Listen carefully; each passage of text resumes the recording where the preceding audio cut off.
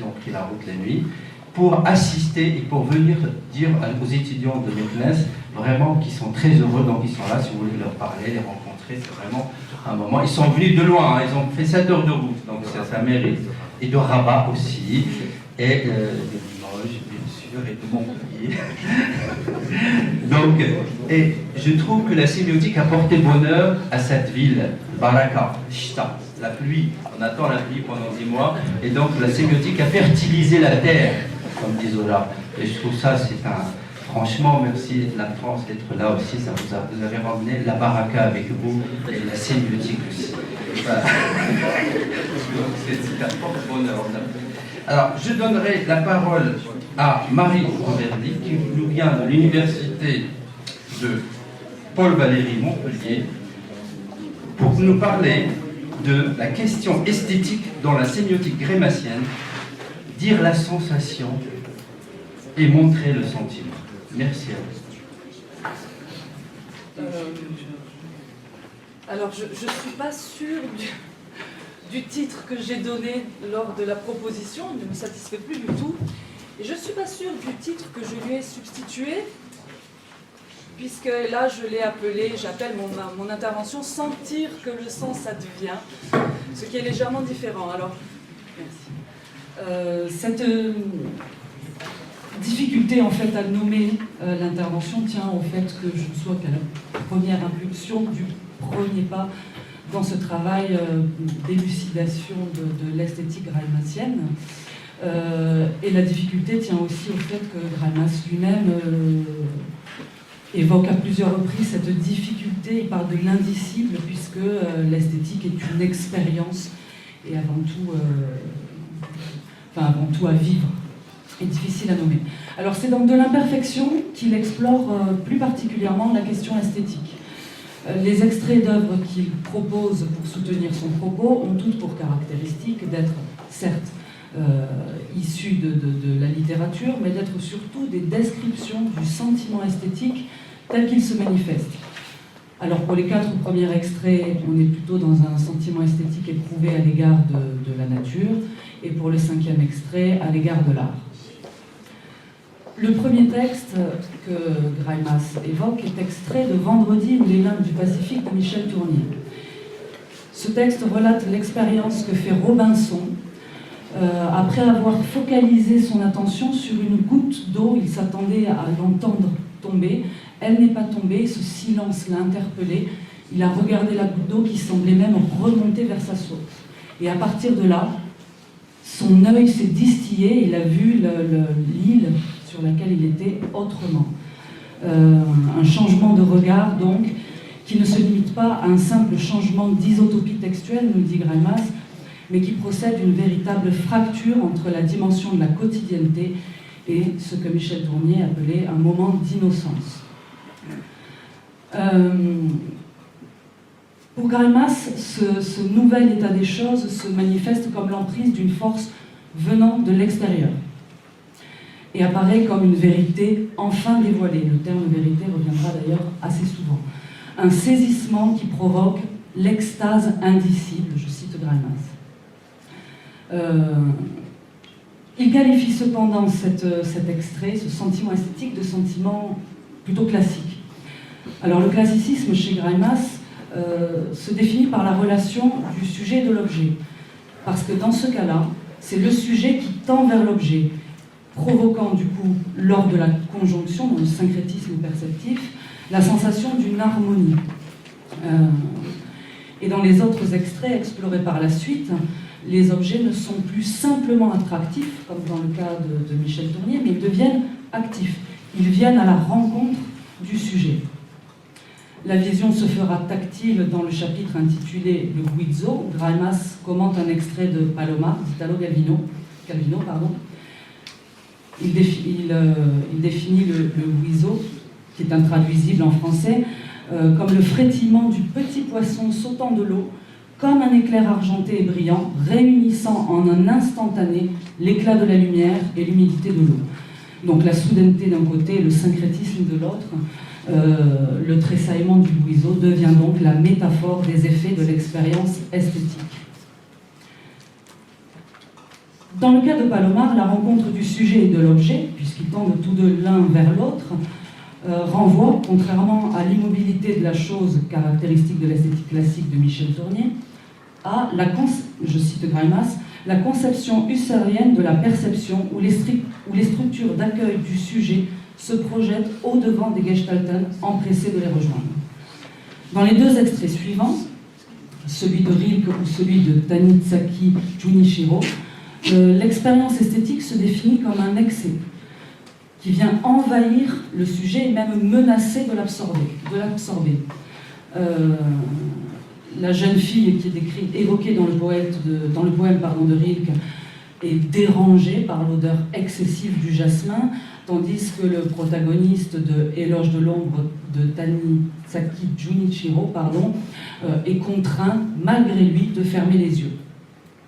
Le sujet devient donc passif, il subit l'emprise de l'objet. Néanmoins, ici encore, c'est sur le plan physique, au niveau de la sensation pure, que se fait la conjonction de l'objet et du sujet. Plutôt, dans ce cas-là, l'envahissement du sujet par l'objet. Ce syncrétisme inattendu, qui est donc un événement, est décrit par Greimas en ces termes. Quelque chose arrive soudain, on ne sait pas quoi, ni beau, ni bon, ni vrai, mais tout cela à la fois. Même pas, autre chose. Cognitivement insaisissable, cette fracture dans la vie est susceptible, après coup, de toutes les interprétations. On croit y retrouver l'attente insoupçonnée qui l'avait précédée. On croit y reconnaître la Madeleine renvoyant aux sources immémoriales de l'être. Elle fait connaître l'espoir d'une vie vraie, d'une fusion totale du sujet et de l'objet. Or, si le sentiment esthétique apparaît par son caractère soudain comme un événement unique, relevant d'un nouvel état des choses, il ne peut s'expliquer ni par le changement brusque des utopies, ni par l'approfondissement sensoriel. Ce qui revient à dire qu'il ne s'agit ni d'une pure émotion, ni d'un trait définitoire de l'objet. L'esthétique est donc relation. L'expérience esthétique actualise, nous dit Greimas, un nouvel état de choses, qui, par sa composante représentative, se traduit comme l'expression d'un sentiment. Le sentiment défini dans Sémiotique des passions comme un état affectif complexe, stable et durable, lié à des représentations, et qui convoque donc la modélisation du savoir.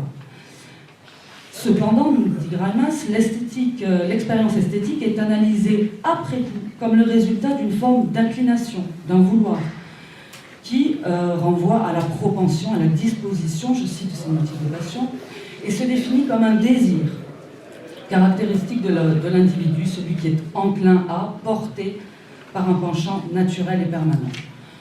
On pourrait donc considérer la complexité de l'événement esthétique comme relevant d'un vouloir, d'un côté, portant sur la fusion, bien qu'il soit analysé comme tel après coup, pour un syncrétisme retrouvé, construit sur la représentation du monde comme unité, relevant donc de la modalité du savoir. Nous souhaiterions rajouter, à ce stade-là, qui n'est encore qu'une esquisse, la modalité du pouvoir en incluant la composante de la disponibilité, et que nous définissons comme le résultat d'un faire de l'objet qui appelle une disponibilisation du sujet percevant. En effet, dans de l'imperfection, c'est toujours une rupture dans l'ordre attendu des objets qui provoque l'attention du sujet, ce qu'on appelle donc sa disponibilisation, propice à la perception de l'événement esthétique, c'est-à-dire de l'inattendu. Il s'agit donc de la modalité du pouvoir-faire des objets, qui attrape le sujet, et du pouvoir-être des sujets capables donc de se laisser saisir du fait de l'attention qu'ils ont accordée à un détail. Le vouloir et le pouvoir, modalité endotaxique de la visée, due à la disponibilité comme un résultat de la disponibilisation, provoque une ouverture qui se traduit rythmiquement par une accélération de la fusion avec l'objet. En aboutissant à la modalité exotaxique du savoir, par le sentiment, le devenir se ferme, actualisant une saisie qui est l'inverse de l'effet de visée. Alors, le moment peut-être, je dis bien, je mets beaucoup de peut-être, le moment de tension maximale, celui que l'on pourrait proposer comme étant le climax peut-être de la visée juste avant qu'on arrive à la saisie du sens, peut-être serait ce moment fugace, suspendu de l'événement esthétique. Il provoquerait la sensation de dissolution du sujet, de son absorption par l'objet même de sa vision. Donc l'objet, on l'a dit, se fait sujet, se fait en tout cas actif, le sujet passif. Et si nous devions donner... Si nous devions donner une figure, en tout cas de ce que j'essaie de décrire et de ce que Greimas lui-même définit comme indicible, j'ai la sensation que ça serait le moment pile de cristallisation quand un liquide sous la pression du froid se fait solide. Ce moment du premier cristaux dans un léger craquement où non seulement ça se ferme, mais en même temps ça se dilate. Voilà, ça pourrait ressembler à ça. Donc on serait dans la seconde arrêtée du jaillissement de la saisie.